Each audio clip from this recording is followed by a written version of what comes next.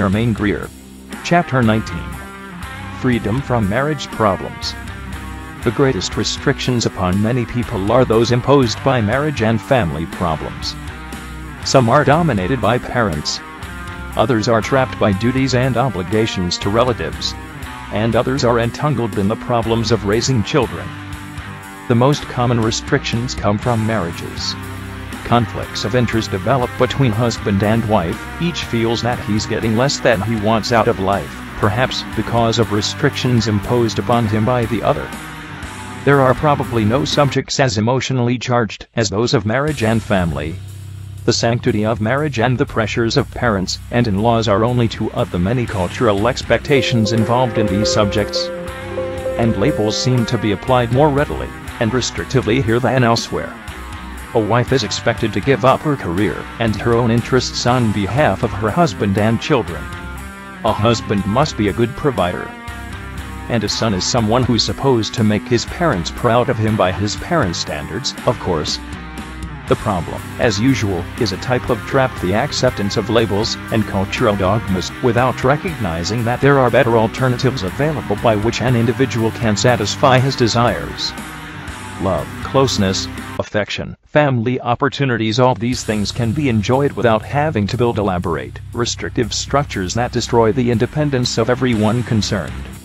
Why people get married. Let's begin by noting the reasons why people get married. The most common reason, I suppose, is because they're in love.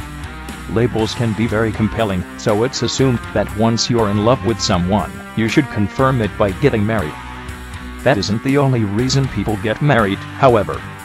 I couldn't possibly think of every motive for marriage, but here are a few of the well-known reasons.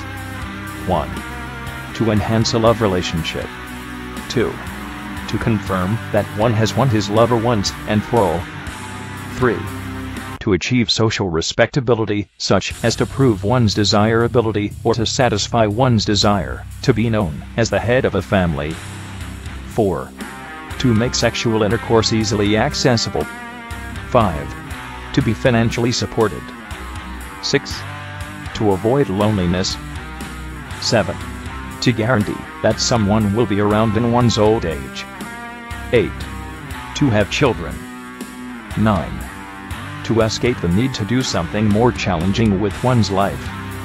10. To have a housekeeper. There are alternative ways to satisfy these objectives, but it's frequently assumed that the traditional marriage is the only way. So a license is obtained, a church is hired, some words are spoken, and vows are made. The lovers assume they've made a contract with each other, but they haven't. They have obtained the permission of the government to be married and signed a contract with it. And the government has decided many of the terms of the relationship: financial arrangements, property laws, sexual rules, adultery laws, legal responsibilities, inheritance matters, etc. If they ever decide to terminate the marriage, they will need the permission of the government, which may or may not be granted. Not only that, the conditions for termination may be different from what they were when they signed the contract. It isn't necessary to become involved in such legal problems to fulfill the objectives of the relationship. Neither is it necessary to assume the normal burdens that accompany legal marriages. A better way? There are better ways to handle things. Let's look at how the objectives of a marriage can be better achieved without a marriage.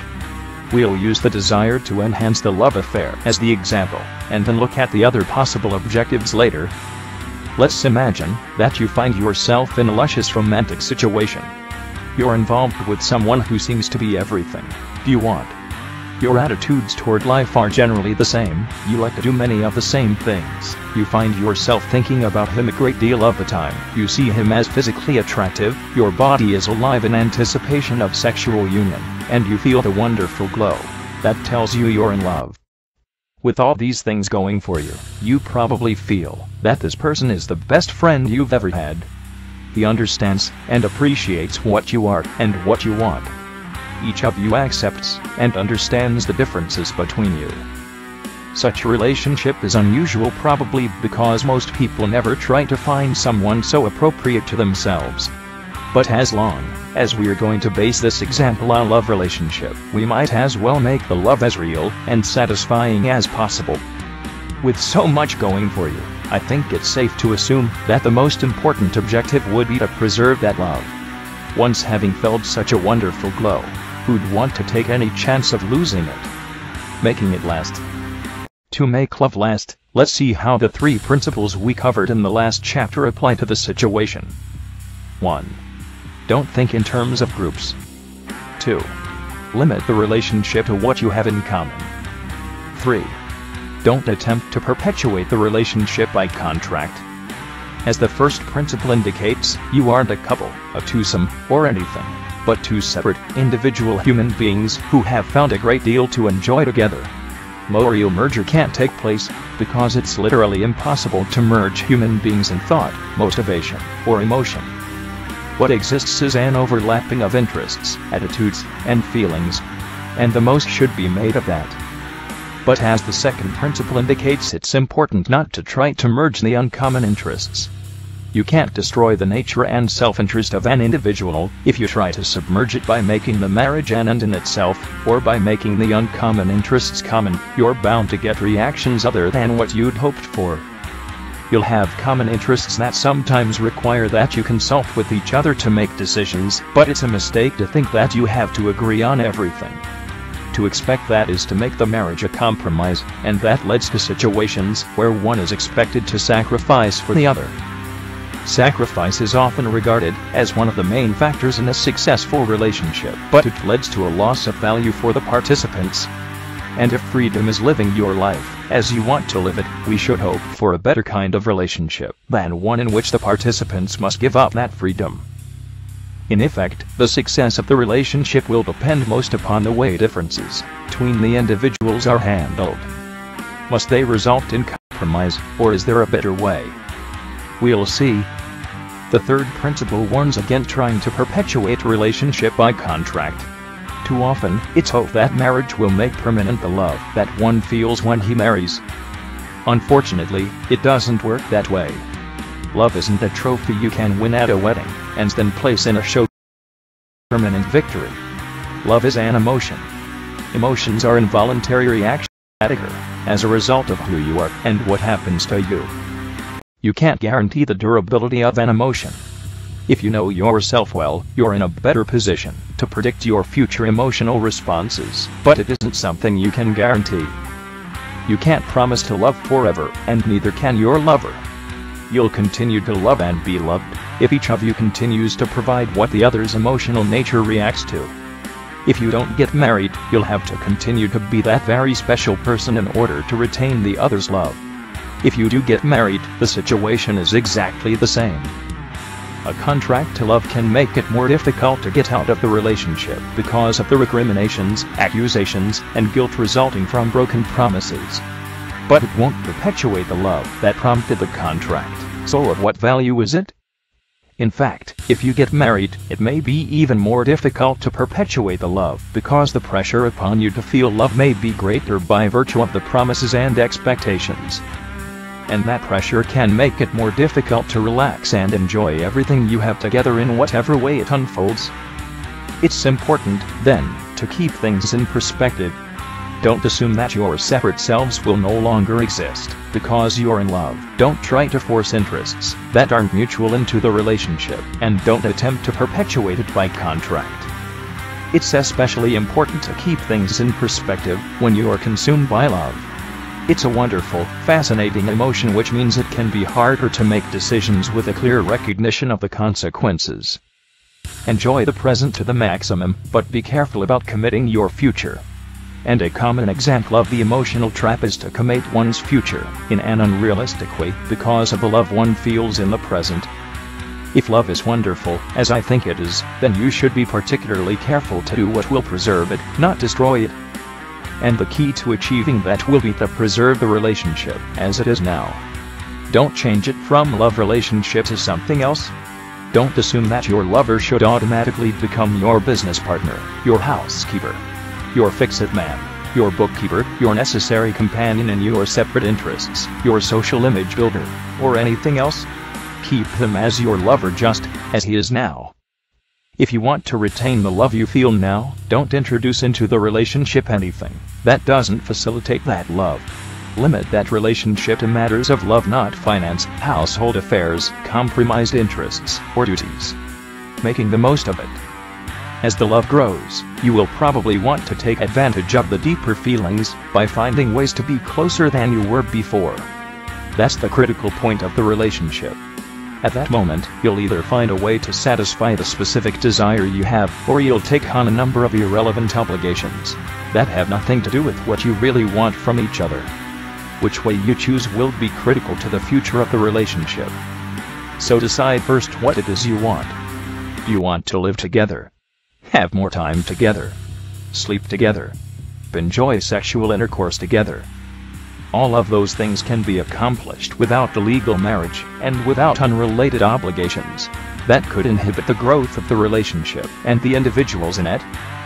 If you want to live together, the answer is to live together. That doesn't require a license, a ceremony, engraved announcements, a written contract, a blessing from anyone. All you have to do is to live together. In most states, there are no laws forbidding adults from living together, usually unless one of them is legally married to someone else. However, you won't avoid the problems of marriage simply by avoiding the legalities. Many people who live together encounter all the same difficulties, conflicts, and loss of love that married people do. Common law marriage isn't the answer. The answer is to make it non-marriage. And to do that means that you do nothing that would attempt to change the individuality you took for granted before the new situation developed. Most love relationships probably falter because the individuals in them are unable to handle the differences between them. A non-marriage recognizes those differences, allows for them, and thereby permits the feelings of love to grow rather than be stifled. Neither of you becomes a different person because of the relationship. You don't each become half of a union. Each of you is still an individual human being with his own nature, work, property, interests, and ways of doing things. To attempt to change that will drive you straight into the identity trap. You can't be anything other than yourself. If you try to be, you'll most likely lose the good feelings you once felt for the person who is now responsible for your having to change. And to tell yourself that you'll love someone whose presence requires that you be something other than yourself is to drive yourself into the intellectual trap, the attempt to make your feelings conform to an unrealistic pattern. There's no reason that you can't love each other and still remain two individuals. In fact, if you could change the nature of the person you love, you'd wind up with someone other than the person you fell in love with. One way love diminishes is through the vulnerability one feels to the differences of the other person. If you're tidy, and he's messy, the requirement that you live in chaos can eat away at your affection for the person who causes that chaos. Destroy your good feelings for him if you have to watch him throwing your money away. But none of that has to happen. It didn't happen before you married or non-married. And it doesn't have to happen now. Two individuals. All you have to do is to continue the relationship as it was before, even if you're living together. Each person should continue each of his own interests that are separate from the others. If you like country music and he likes jazz, keep your separate phonographs and play the music in separate rooms. Continue playing your own games with the people you played with before. If the differences between you are too great, the relationship probably wouldn't have lasted without your living together. Won't last now. But if the differences didn't get in the way before you lived together, they don't have to get in the way now. And they won't, provided you accept the differences and allow for them. Each person should continue to have his time alone, his own friends, his own interests. The time spent together should be preserved for those things you enjoy together, so that every moment together is a joy rather than a burden. It is vital that each person continue to know that his life is of his own making, that he can choose for himself without being vulnerable to the different decision-making methods of someone else. If one person must be dependent of the other, he's involved in an indirect alternative. He must make the other understand or compromise or sacrifice. His freedom is lost through the group trap. The non-marriage recognizes the sovereignty of each person. In a non-marriage, no one expects anyone else to act in any but in his own self-interest. The non-marriage recognizes that you can find lasting love and happiness only with someone with differences aren't great enough to make a lasting relationship impossible. And the non-marriage allows for those differences that do exist to continue without sacrifice of self-interest. In a non-marriage, you simply continue being the person you were before you started living together. You continue to work where you want to work, pursue the interests that concern you most, and at the same time enjoy the opportunity to be closer to the one you property. This means you retain your own property, your own income, and make your own decisions. There's no need for joint decisions. Each decision will primarily concern one person, and only incidentally the other. It's just as unrealistic to merge your property as it is to try to merge your minds. And property is very important. The control of your own property is the most tangible expression of your freedom. It's as important as your time, because, in fact, it's the same thing as your time. When someone destroys your property, or steals it, or usurps your decision-making control over it, he has taken from your life the amount of time necessary to earn that property, or to replace it. If an individual's time is important, his property is just as important. Only when you can control your time and property, with direct alternatives, are you free. If you must compromise your control by gaining someone else's agreement to use it, you don't really own it. And to whatever extent your freedom is compromised, your lover doesn't represent a positive value in your life. If each party to a relationship continues to be sovereign and control his own property, and to respect the same for the other person, most of the typical problems of marriage will never arise. Arrangements. The fact that together doesn't have to interfere with that in any way. Each of you can continue to own what he has had before and to acquire new things. You wouldn't expect to control your neighbor's property, and there's no reason to control that of your lover. You simply continue to treat each other as you did before you started living together. You never expect the other person to forfeit what is his for your sake. As new situations develop, you can handle them as you would with anyone else. As things arise with you, you can make mutually beneficial arrangements between you. And, needless to say, no arrangements should be made that aren't mutually beneficial. If you want to live in the same home, make an arrangement. Some people handle it by splitting the household expenses down the middle. I'm not too fond of that arrangement, because it involves joint decisions such as how much will be spent, by whom, and for what. I think it's better for one person to supply the house or apartment, either buying or renting, provide the utilities, cleaning services, etc., and then be a sublandlord who rents to the other. The sublandlord then has the responsibility to see that things are taken care of through his own decisions. None of your precious time together is wasted trying to decide how large a sofa you can afford. If the sublandlord's methods are unacceptable to the other person, then you aren't going to get along very well, no matter how you handle it. But this way less time is wasted taking care of decisions that could more easily be made by one person alone. The sub-rent should be negotiated to determine a price acceptable to both. Again, if you can't agree upon a price, then you wouldn't have been able to agree how much money to spend if you had pooled your assets. In other words, if differences show up in this type of arrangement, they would have shown up anyway. And this way, the differences can be handled much more openly, with a greater chance to be resolved without lingering resentments. Neither one should expect the other to give up his self-interest. There's no reason to be upset if you can't negotiate a particular new arrangement easily.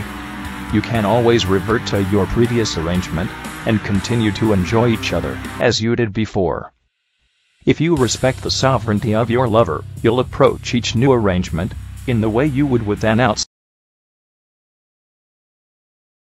Want your lover to keep house for you, you'll offer him enough to make it worth his while. You won't expect him to do it because of a label attached to him, or because he should give a little. If both parties want to work outside the home, the sublandlord can arrange for periodic cleaning, a cook, or a housekeeper. And the subrent can reflect that service. I strongly suggest that the housekeeping be done by a third person. Too often it's assumed that we can't afford outside help, and the enjoyment of the relationship is jeopardized to save a few dollars involved. Anything that comes up can be handled. All you have to do is to remember the sovereignty of each person, and you'll usually see a simple, obvious, natural way of handling every question. Just ask yourselves what you would do if you weren't living together, and that will probably suggest a simple solution. Differences can be handled very easily that way. For example, if one of you is messy and the other tidy, you can have within your home. You can still sleep together whenever you want to, but you won't have to live in a room that doesn't conform to your lifestyle. The cost of the extra room will be insignificant if it helps to preserve the best of your relationship. If you were living separately, you'd have to pay for separate rooms. If you're living together only to save money, then the preservation of your love is secondary. But if you're living together to enhance your love, that should always have the highest priority. Rules. You can build your relationships with each other in any way you choose. There is only one rule in the non-marriage: don't ask either person to sacrifice his sovereignty.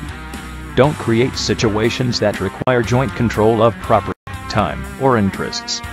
Allow each person to live and grow, and develop as his own self-interest lets him. Other than that, there's no guidebook. What others choose to do might be best for them, but you'll have to determine what's best for you.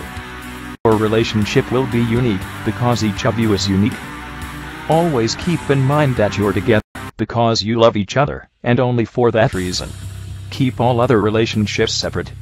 If your lover is your sub-landlord, keep that relationship with him separate from your love relationship. If you want your lover to stay home and keep house for you, don't appeal to his love for you. Appeal to his pocketbook and offer him what he needs to make it worth his while. If your lover doesn't enjoy the same forms of entertainment you do, let each enjoy his own and reserve your time together for the things you do enjoy together. If you keep other things out of the love relationship, it will have a far better chance to succeed. Simply approach the matter as though you were single individuals, which you are, without accepting the normal assumptions concerning marriage. With that in mind, you can all arrangements that will suit each of you. Separation. If you should ever decide to part, you can part friends. You won't be involved in any of the financial haggling, accusations, bad feelings, desires for revenge, and recriminations that accompany most marital breakups. Each is still his own person with his own life and property. There's nothing to be untangled. But by retaining the individuality of each person, it's more likely that the love between you will grow and deepen, rather than wither as is normally expected.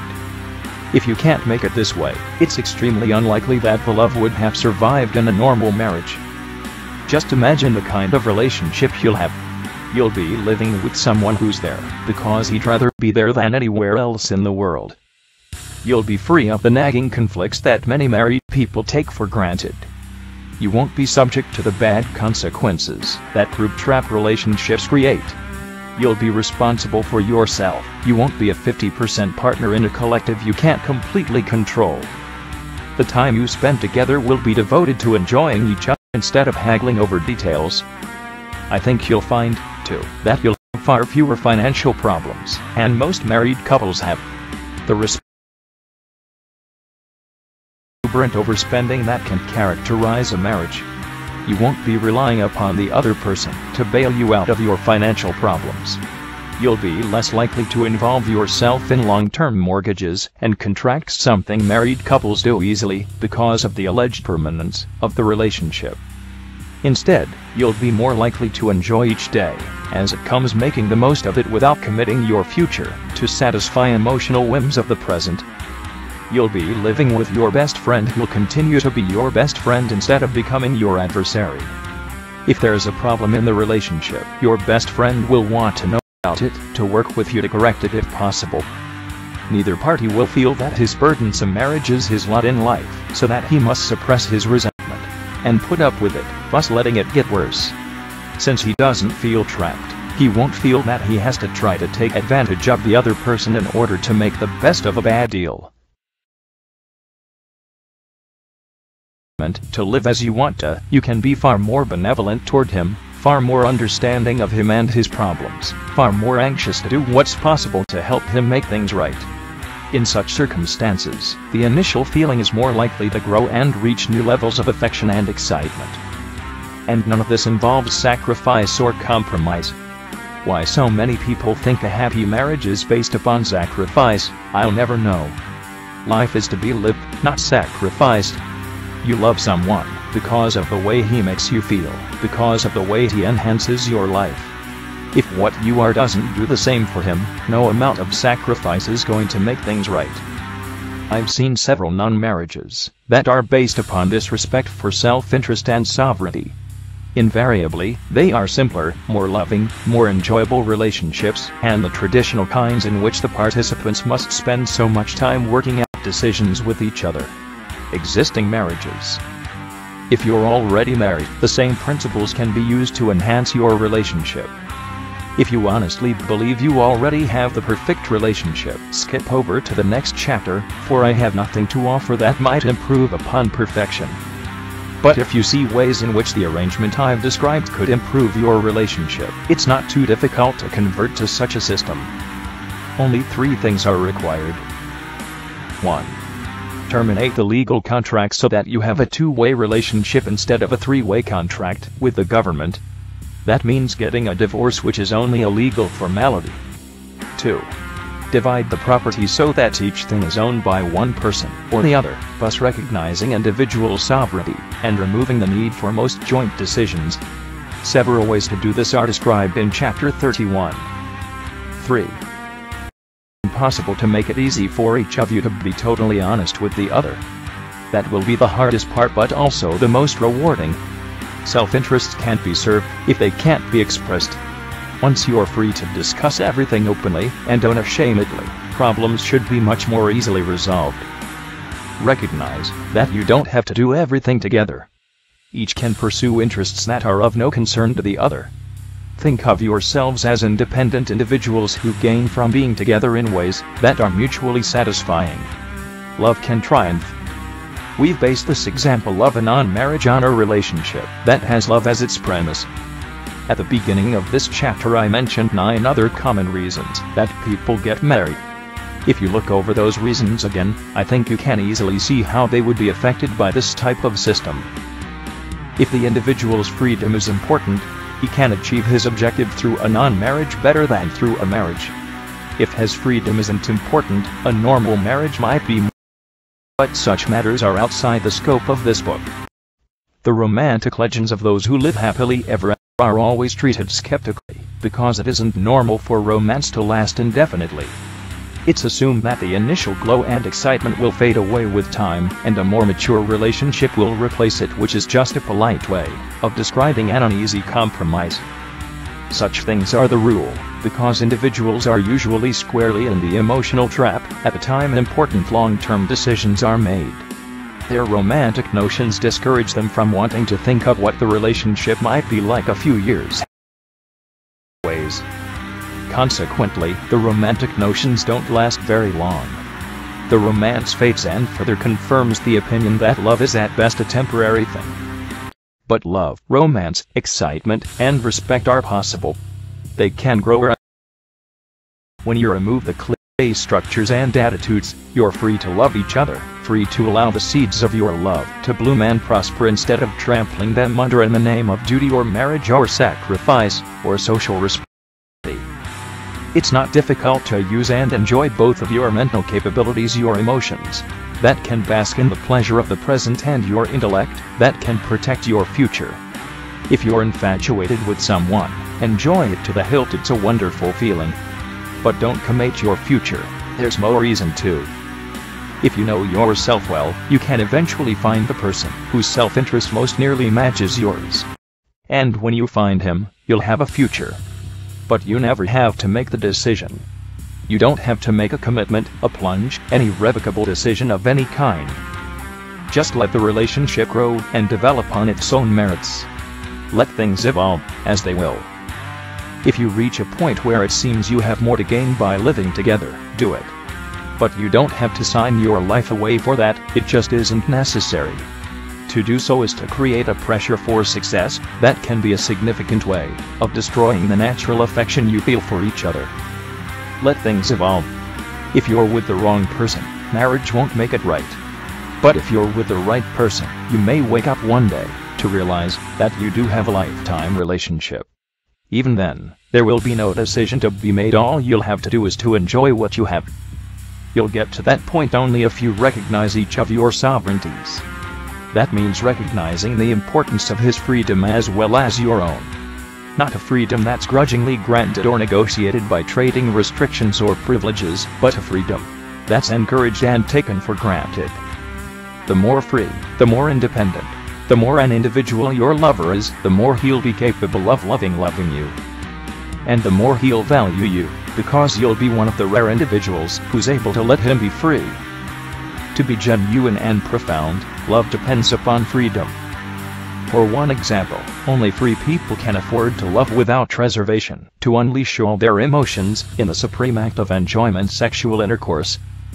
Other people enjoy sex, or don't enjoy it, as just another part of life. They have to remain on guard always, on the lookout to be sure this brief escape doesn't lead to further bad consequences. The free individual knows who he is, and why he's where he is. He doesn't have to hold back anything. He can be loving, affectionate, and understanding, because he isn't threatened or vulnerable. Isn't that the kind of person you'd like to have love you? Love is too valuable to allow it to be killed by marriage, social pressures, or any other restriction. To me, love is the most exciting thing in the world. The joy of having one's thoughts and emotions filled with another person is the most wonderful experience that life has to offer. It's the culmination of everything else. All other enjoyment values seem to lead inexorably to the moment of sexual intercourse with the person who represents everything one wants in life. Nothing should be allowed to stand in the way of that. Oh, you and I, what is it to us what the rest do or think? What is all else to us who have voided all but freedom and all but our own joy? Walt Whitman and Frederick Delius.